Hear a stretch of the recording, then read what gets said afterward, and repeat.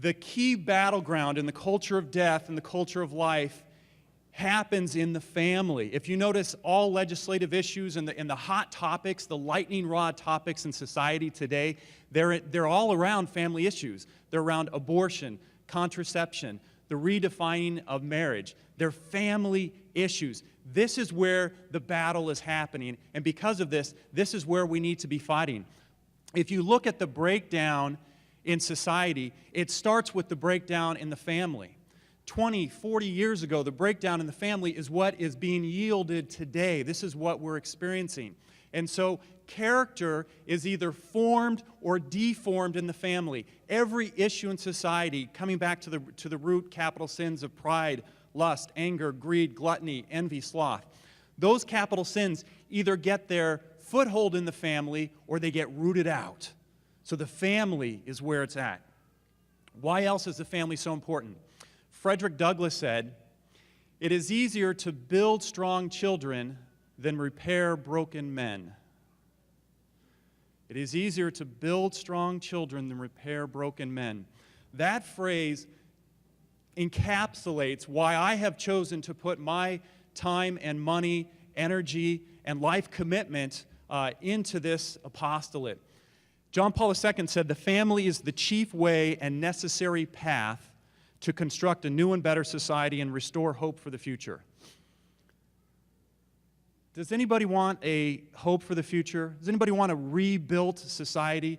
Right there is the formula. Soon to be St. John Paul the Great said, indeed, it's the family. The family is the chief way. The family is the necessary path. There will be hope for the future. We need to rebuild the family. So that's why, for this apostle, that's why the family is so important. So why is the Catholic family so important? Why Catholics? Is it just any families? Catholics are important because of the Eucharist, because Jesus enfleshes himself in us through the Eucharist in a powerful and unique way that is different from any other way that he is present in the world.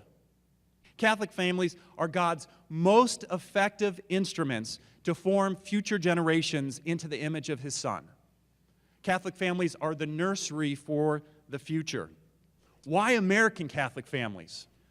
The Blessed Virgin Mary appeared on the soil of Ohio and Indiana back in the 1950s under the title of Our Lady of America. And she said, America, the United States in particular, is being given the tremendous yet privileged opportunity to lead all nations in a spiritual renewal. This is not some vision of an individual person. This is the Mother of God sharing with us the vision of God, that God has a plan for the United States to lead the rest of the country, the rest of the world in a spiritual renewal. And that renewal is never before so necessary, so important, and so vital. So we, as American Catholics, are called to bring about this spiritual renewal. She went on to say, when families embrace the divine presence dwelling within them. What's the divine presence? The divine presence is the Holy Trinity living within us. And so here she's telling us, embrace it. How do we embrace it? That's exactly what family consecration is all about.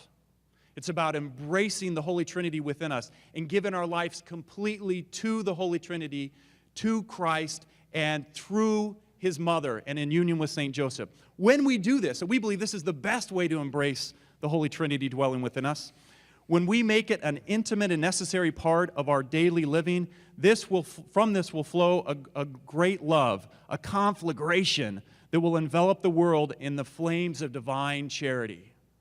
So heaven has a plan for us Catholic families here in the United States to lead a spiritual renewal that will be worldwide.